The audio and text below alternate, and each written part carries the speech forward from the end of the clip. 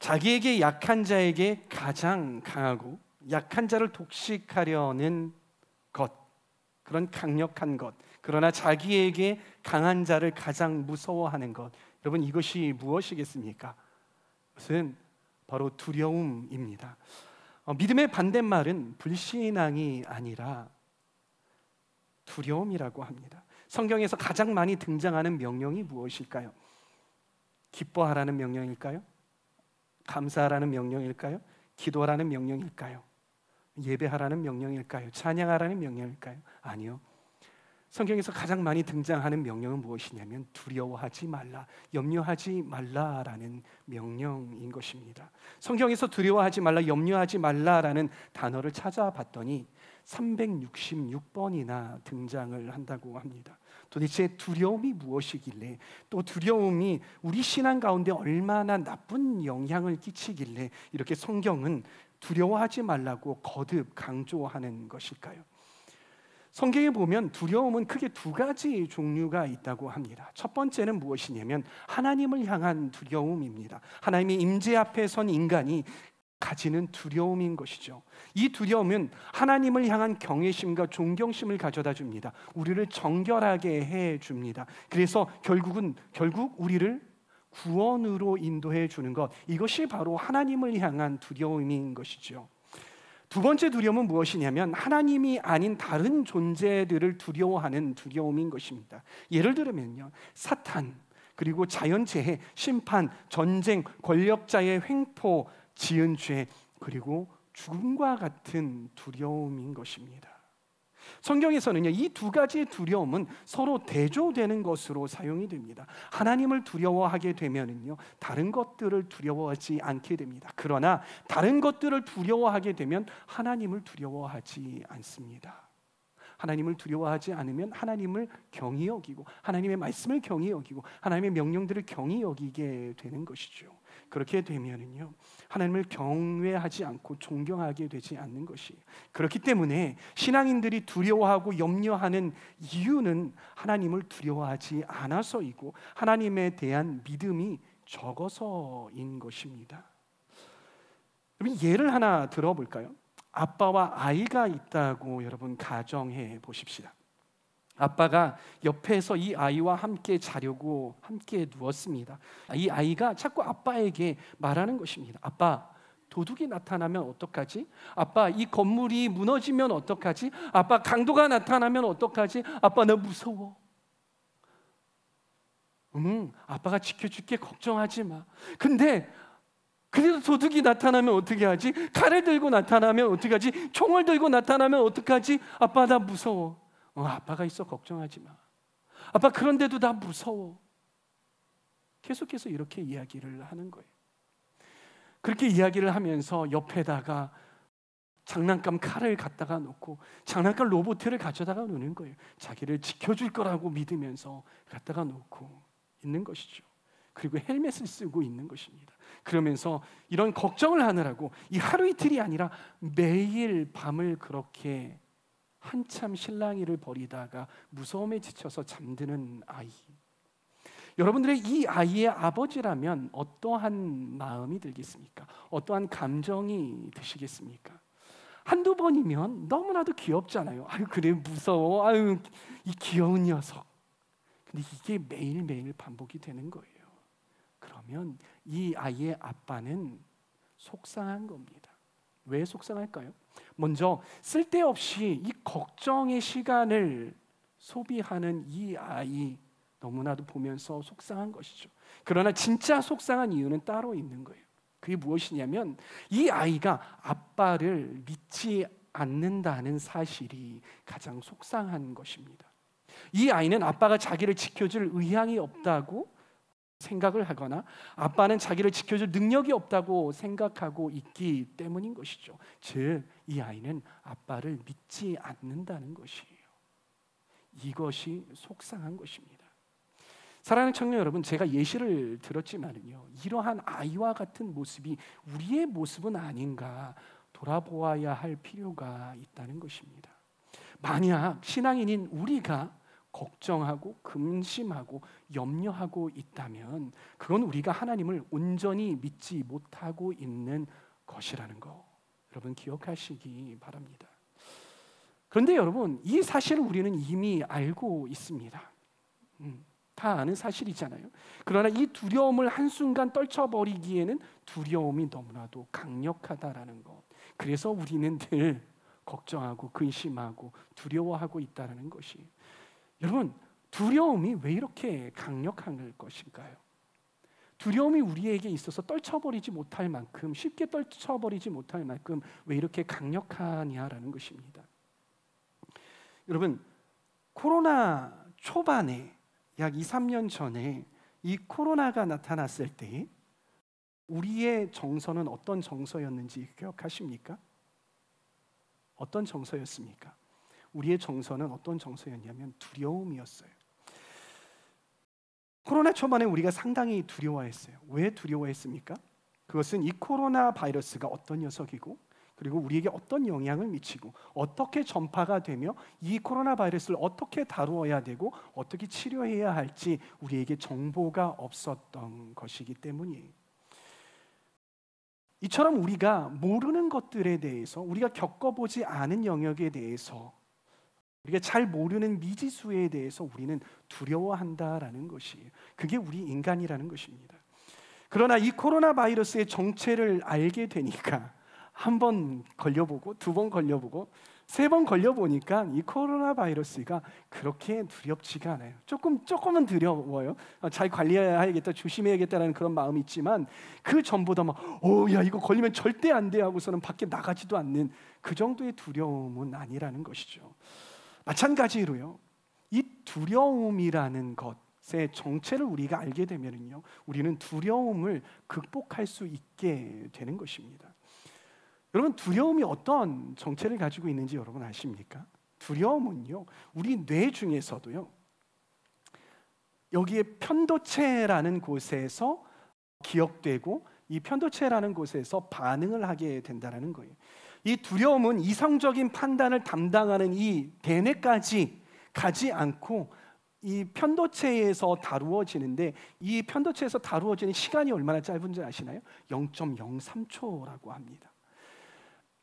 그러기에 이렇게 너무나도 빨리 이 두려움이라는 정서가 대뇌에 가서 이성적으로 움직여지는 게 아니라 빨리 편도체에서 딱 하고 이루어지는 것이기 때문에 나도 모르게 두려움에 휩싸이게 되고요. 두려움에 휩싸인 사람들은 이성적인 판단, 이성적인 생각을 할 수 없게 되는 것이죠. 그런데 이 두려움이라는 정서는요, 상당히 강력하다라는 게 문제인 것이에요. 왜냐하면요.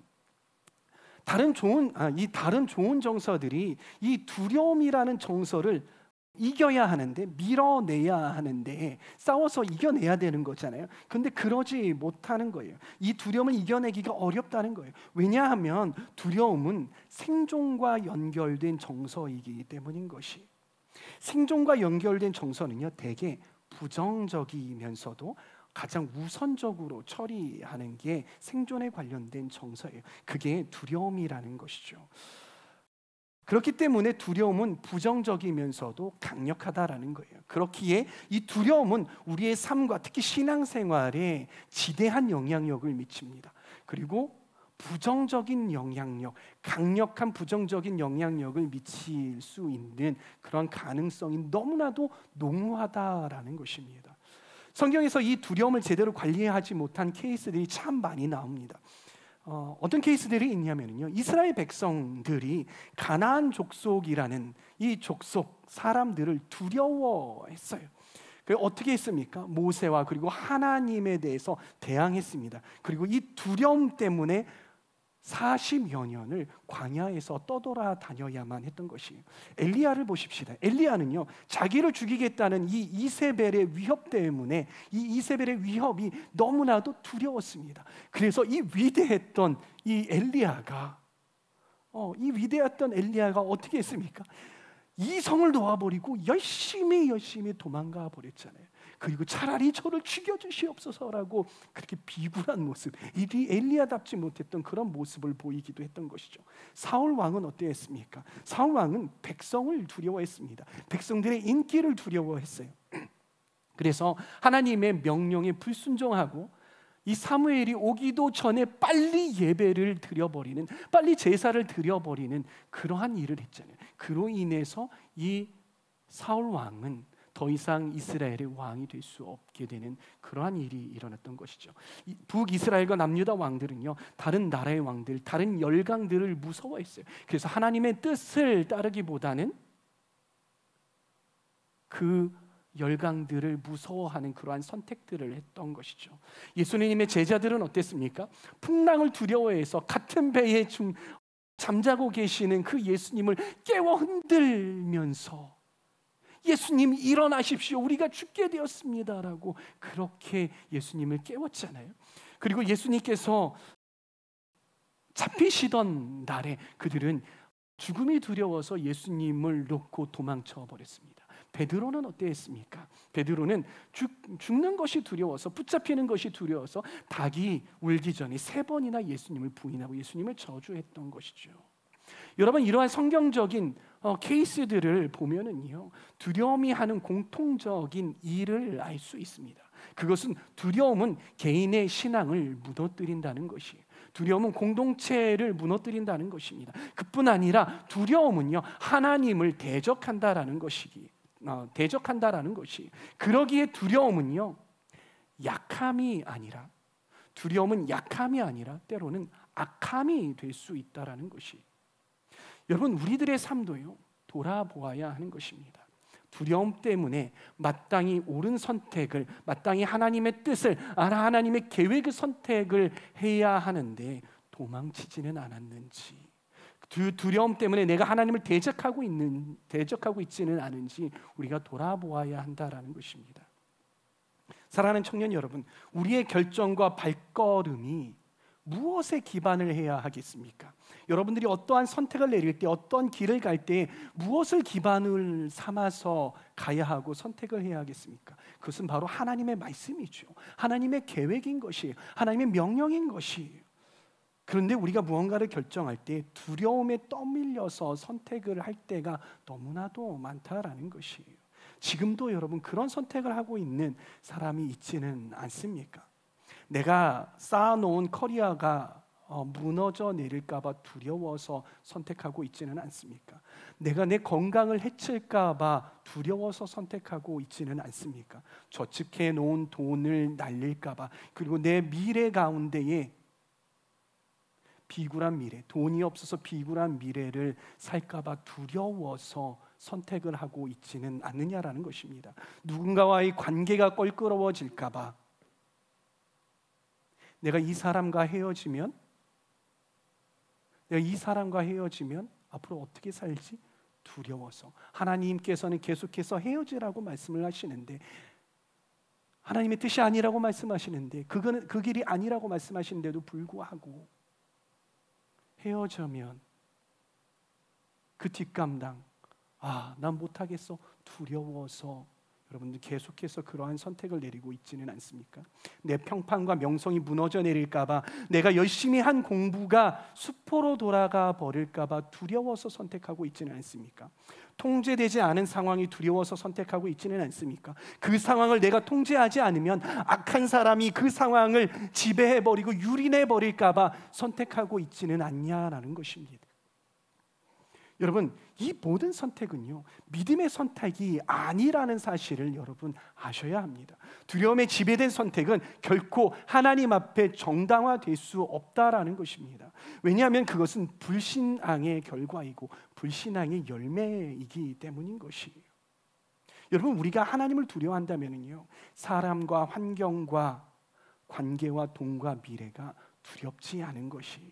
하나님을 온전히 신뢰하지 않기에, 하나님이 온전히 믿어지지 않기에 두려움이 싹트고, 그리고 두려움을 키우고 두려움에 지배당하게 되는 것이, 하나님이 나와 함께하지 않으시는 것 같고, 함께 하시긴 하시지만 나를 지켜주지 않으시는 것 같고, 가장 좋은 곳으로 공급하시는 분은 아니라고 믿게 되는 것이죠. 이것이 믿을 건 아니고, 그런 생각이 잠깐 의심으로 들어오고 끝내버려야 하는데, 그것이 내 머리 위에 둥지를 트고, 그것이 그곳 가운데에 알을 까고 내 머릿속을 더럽혀 놓게 되는 것이죠. 그러다 보면 그것이 의심이었지만 지금은 나의 신앙이 되어버리기 너무나도 쉽다라는 것입니다. 내가 이 상황을 통제하지 않으면 하나님은 잘 모르실 뿐 아니라 올바로 일하지 못하시는 그러한 나약한 분으로 믿게 되는 것이에요. 이것이 두려움이 우리에게 행하는 지시인 것이죠. 하나님을 한없이 무능력한 분, 옳은 일을 할 의지가 없으신 분, 뭘 잘 모르시는 분을 만드는 것, 이것이 두려움이 하는 일이라는 것입니다. 그렇기에 성경은 366번이나 명령을 하는 거예요. 너희는 두려워하지 말아라, 염려하지 말아라. 우리 여호수아서 1장 9절 말씀을 함께 해보십시다. 내가 너에게 굳세고 용감하라고 명령하지 않았느냐? 너는 두려워하거나 낙담하지 말아라. 네가 어디로 가든지 너의 주 나 하나님이 함께 있겠다. 다 같이 읽습니다. 누가복음 12장 29절에서 30절 말씀. 그러므로 너희는 무엇을 먹을까, 무엇을 마실까 하고 찾지 말고 염려하지 말아라. 이런 것은 다 이방 사람들이 추구하는 것이다. 너희 아버지께서는 이런 것이 너희에게 필요하다는 것을 아신다. 신명기 31장 6절 말씀. 마음을 강하게 하고 용기를 내십시오. 그들 앞에서 두려워하지도 말고 무서워하지도 마십시오. 주 당신들의 하나님이 당신들과 함께 가시면서 당신들을 떠나지도 않으시고 버리지도 않으실 것입니다. 사랑하는 청년 여러분, 이 말씀들을 믿으시기 바랍니다. 세상의 것에 두려워하지 말고 놀라지 마십시오. 떨지 마십시오. 강하고 담대하십시오. 어떻게 그렇게 할 수 있습니까? 우리가 어떻게 그렇게 강하고 담대하게 행할 수 있느냐는 거예요. 그걸 가능하게 하는 방법이 있습니다. 그것이 무엇이냐면 우리 마태복음 10장 28절 말씀을 함께 읽어보겠습니다. 시작. 그리고 죽은 몸일지라도 영혼은 죽이지 못하는 이를 두려워하지 말고 영혼도 몸도 둘 다 지옥에 던져서 멸망시키실 수 있는 분을 두려워하여라. 누구를 두려워하라고요? 세상을 두려워하라고요? 사람들을 두려워하라고요? 아니요. 누구를 두려워하라? 하나님을.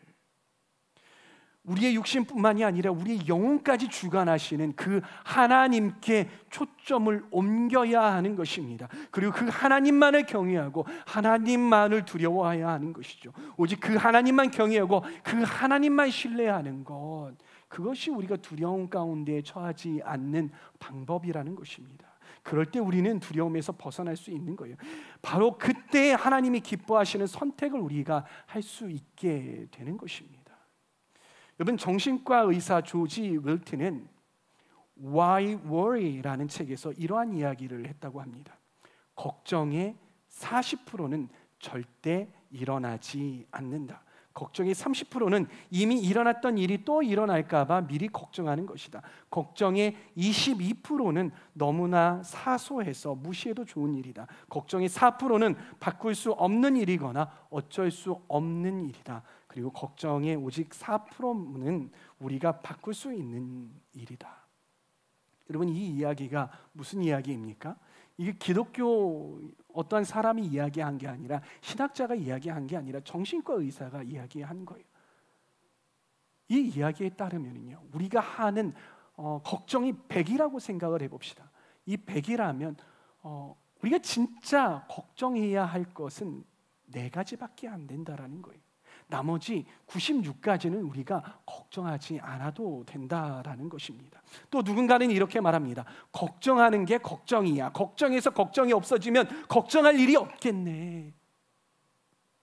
우리가 너무 걱정하는 데에 시간을 소비하기 때문에 문제의 본질 때문에 우리가 걱정하는 것이 아니라 두려움 때문에 걱정하고 두려움 때문에 너무 많은 시간 그리고 너무나 많은 감정들을 소비하고 있다는 것이. 또 예수님께서는 이렇게 말씀하십니다. 너희 가운데 누가 걱정한다고 해서 제 수명을 한순간인들 늘릴 수 있느냐? 이 말씀은 무엇입니까? 우리가 걱정한다고 해서 우리의 수명이 늘어난다는 것입니까? 아니요. 우리가 걱정한다고 해서 우리의 수명을 한순간도 늘릴 수 없다라는 거예요. 우리가 걱정을 하면은요, 우리가 두려워하면은 수명이 늘릴 수도 없고 현상 유지하는 것도 못합니다. 스트레스 받아서 우리의 수명이 더 적어지게 되는 것이죠. 사랑하는 청년 여러분, 두려워하지 마십시오. 강하고 담대하고 용기를 내십시오. 전능하고 신실하신 하나님이 우리와 여러분들과 함께 계신다는 사실을 믿으시길 바랍니다. 그러기에 두려움의 대상, 염려의 대상에서 여러분 시선을 떼십시오. 그리고 오직 주님께만 시선을 고정하시고 오직 하나님만을 경외하시고 하나님만을 두려워하시는 저와 여러분들 되시길 바랍니다. 오직 하나님만 두려워하심으로 모든 일에 강하고 담대한 우리 하울림 청년부 다 되시기를 축복합니다. 아멘.